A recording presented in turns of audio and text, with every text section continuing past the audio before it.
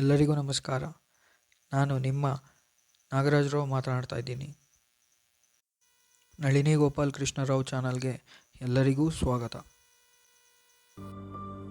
ಇಂದು ವಿಷ್ಣು ಸಹಸ್ರನಾಮದ 10ನೇ ನಾಮವಾದ ಭೂತಾತ್ಮ, ಅದರ ಬಗ್ಗೆ ಮಾತನಾಡೋಣ. ತಮಿಳುನಾಡಿನಲ್ಲಿ ತುಳಸೀವನ ಎಂದು ಕರೆಯಲ್ಪಡುವ ಒಪ್ಪಿಲಿಯಪ್ಪನ್ ಅವರ ದೇವಾಲಯವೂ ಇದೆ. ಇದು ಕುಂಭಕೋಣದ ಹತ್ತಿರದಲ್ಲಿ ಸ್ಥಾಪನೆಯಾಗಿದೆ. ಅಲ್ಲಿ ಮಾರ್ಕಂಡ ಋಷಿಯವರು ತಪಸ್ಸು ಮಾಡಿದರು.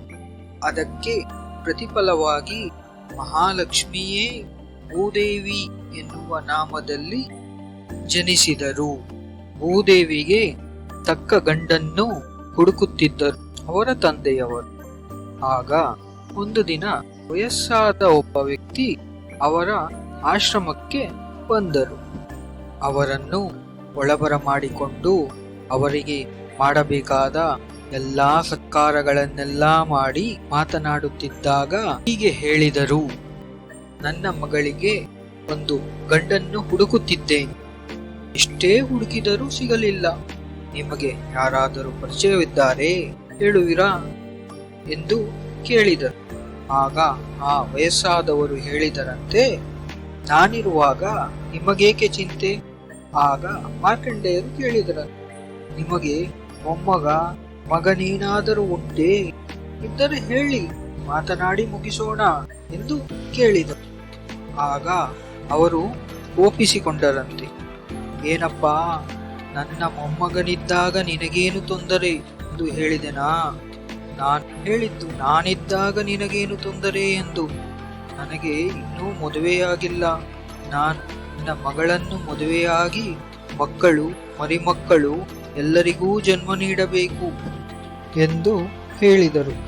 ಆಗ ಗುರುಗಳು ಆಶ್ಚರ್ಯಪಟ್ಟರಂತೆ, ಏನು ಸ್ವಾಮಿ, ನೀವು ನೋಡಿದರೆ 90 ವಯಸ್ಸಿನವರು, ನನ್ನ ಮಗಳು 6 ವಯಸ್ಸಿನವಳು, ಇದು ಹೇಗೆ ಸ್ವಾಮಿ ಎಂದು ಕೇಳಿದರು. ಆಗ ವಯಸ್ಸಾದವರು ಹೇಳಿದರಂತೆ, ಇದರಲ್ಲಿ ಏನಪ್ಪಾ ತಪ್ಪು? ನಿನ್ನ ಮಗಳನ್ನು ಕರಿ, ಅವಳನ್ನೇ ಕೇಳೋಣ, ನಾನು ಇಷ್ಟವಾಗುತ್ತೇನೋ ಎಂದು. ಆಗ ಗುರುಗಳು ದಿಗ್ಭ್ರಾಂತರಾದರಂತೆ.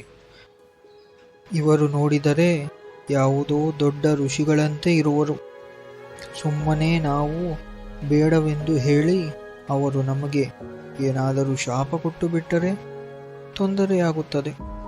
ಏನಾದರೂ ಮಾಡಿ ಇದನ್ನು ನಿಭಾಯಿಸಬೇಕೆಂದುಕೊಂಡು ನನ್ನ ಮಗಳಿಗೆ ತಂಗಳ ಅನ್ನಕ್ಕೆ ಎಷ್ಟು ಉಪ್ಪು ಹಾಕಬೇಕೆಂದೇ ಗೊತ್ತಿಲ್ಲ.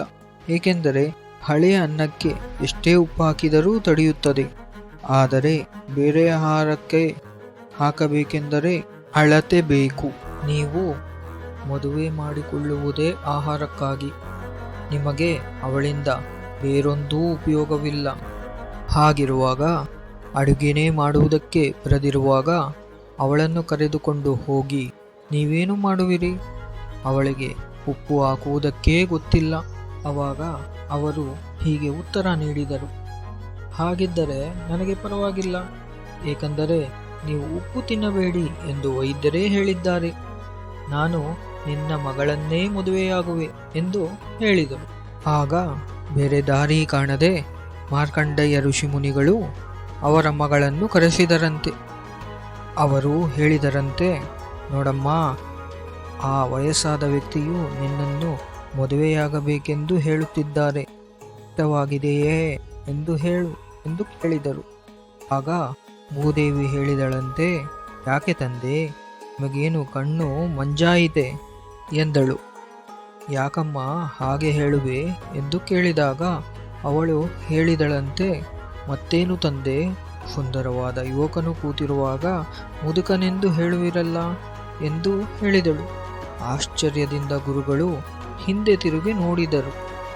ಅಲ್ಲಿ ಯುವಕನಾಗಿ ಮಾರ್ಕಂಡೇಯನು ಕೂತಿದ್ದರಂತೆ. ಆವಾಗ ಅರ್ಥವಾಯಿತಂತೆ, ಈ ಮಾಯವಾಟ ಎಲ್ಲ ಆ ವಿಷ್ಣುವಿನಿಂದ ಮಾತ್ರ ಸಾಧ್ಯ. ಆಗ ಖುಷಿಪಟ್ಟು ನೀನು ನನಗೆ ಅಳಿಯನಾಗಿ ಬಂದಿರುವೆಯಾ ಸ್ವಾಮಿ ಎಂದು ಹೇಳಿ ತನ್ನ ಮಗಳನ್ನು ಮದುವೆ ಮಾಡಿಕೊಟ್ಟರಂತೆ. ಆಗ ವಿಷ್ಣು ಹೇಳಿದನಂತೆ, ತಮಾಷೆಗಾಗಿ ಹೇಳಿದೆನೋ ಅಥವಾ ಗಂಭೀರವಾಗಿ ಹೇಳಿದೆನೋ, ನನ್ನ ಮಾತಿನ ಮೇಲೆ ನಾನು ನಿಲ್ಲಬೇಕಲ್ಲವೇ? ನಾನು ಉಪ್ಪು ಇಲ್ಲದ ಪ್ರಸಾದವನ್ನೇ ಸೇವಿಸುತ್ತೇನೆ ಎಂದು ಶಪಥ ಮಾಡಿದರು. ಅದಕ್ಕಾಗಿ ಈ ಕ್ಷೇತ್ರದಲ್ಲಿ ಇವತ್ತಿನಿಂದ ನಾನು ಸೇವಿಸುವ ಯಾವುದೇ ಪ್ರಸಾದದಲ್ಲೂ ಉಪ್ಪು ಇರುವುದಿಲ್ಲ ಎಂದು ಹೇಳಿದರು. ಅವತ್ತಿನಿಂದ ಆ ಕ್ಷೇತ್ರದಲ್ಲಿ ಯಾವುದೇ ಪ್ರಸಾದಕ್ಕೂ ಉಪ್ಪು ಸೇರಿಸುವುದಿಲ್ಲ. ಅವತ್ತಿನಿಂದ ಒಪ್ಪಿಲಿಯಪ್ಪನ್ ಎಂಬ ವಿಷ್ಣುವು ಉಪ್ಪಿಲಿಯಪ್ಪನ್ ಎಂದು ಪ್ರಸಿದ್ಧರಾದರು. ಈಗಲೂ ಅಲ್ಲಿ ದೇವರಿಗೆ ಉಪ್ಪು ಇಲ್ಲದ ಪ್ರಸಾದವನ್ನೇ ಇಡುತ್ತಾರೆ. ಸಾಮಾನ್ಯವಾಗಿ ಉಪ್ಪು ಇಲ್ಲದ ಪ್ರಸಾದವನ್ನು ತಿಂದರೆ ಯಾರಿಗೂ ಇಷ್ಟವಾಗುವುದಿಲ್ಲ. ಆದರೆ ಈ ಕ್ಷೇತ್ರದಲ್ಲಿ ಉಪ್ಪು ಇಲ್ಲದಿದ್ದರೂ ಪ್ರಸಾದವು ಅಮೃತವಾಗಿರುತ್ತದೆ. ಅದಕ್ಕೆ ಆ ಭೂತಾತ್ಮನೇ ಕಾರಣ. ಭೂತಾತ್ಮ ಎಂದು ವಿಷ್ಣುವನ್ನು ಯಾಕೆ ಕರೆಯುತ್ತಾರೆಂದರೆ, ತಾನು ಮಾತ್ರವಲ್ಲ, ತನ್ನನ್ನು ಪವಿತ್ರ ಮನಸ್ಸಿನಿಂದ ವಂದಿಸುವ ಎಲ್ಲ ಭಕ್ತಾದಿಗಳನ್ನು ಚೆನ್ನಾಗಿ ಇಟ್ಟುಕೊಳ್ಳುವವನು ಎಂದರ್ಥ. ಅದಕ್ಕಾಗಿಯೇ ನಾವು ದೈನಂದಿನ ಕಾರ್ಯಗಳಲ್ಲಿ ಭೂತಾತ್ಮನೇ ನಮಃ ಎಂದು ಹೇಳಿ ಶುರು ಮಾಡಿದರೆ ಎಲ್ಲ ಕಾರ್ಯಗಳು ಚೆನ್ನಾಗೇ ನಡೆಯುತ್ತದೆ ಎಂದು ಅರ್ಥ. ನಾವು ನಮ್ಮ ಕಾರ್ಯಗಳನ್ನು ಶುರು ಮಾಡುವ ಮುಂಚೆ ಭೂತಾತ್ಮನೇ ನಮಃ ಎಂದು ಹೇಳಿ ಶುರು ಮಾಡಿದರೆ ನಮ್ಮ ಕಾರ್ಯಗಳೆಲ್ಲವೂ ಚೆನ್ನಾಗೇ ಇರುತ್ತದೆ. ಅದಕ್ಕಾಗಿಯೇ ನಾವು ದಿನಾಗಲೂ ಭೂತಾತ್ಮನೇ ನಮಃ ಎಂದು ಹೇಳಿ ನಮ್ಮ ಕಾರ್ಯಗಳನ್ನು ಶುರು ಮಾಡೋಣ. ಕೊನೆಯದಾಗಿ ಸರ್ವೇ ಜನೋ ಸುಖಿನೋ ಭವಂತು, ಅನ್ನದಾತ ಸುಖೀ ಭವ ಎಂದು ಹೇಳುತ್ತಾ ಮುಂದಿನ ಕಥೆಯಲ್ಲಿ ಸಿಗೋಣ.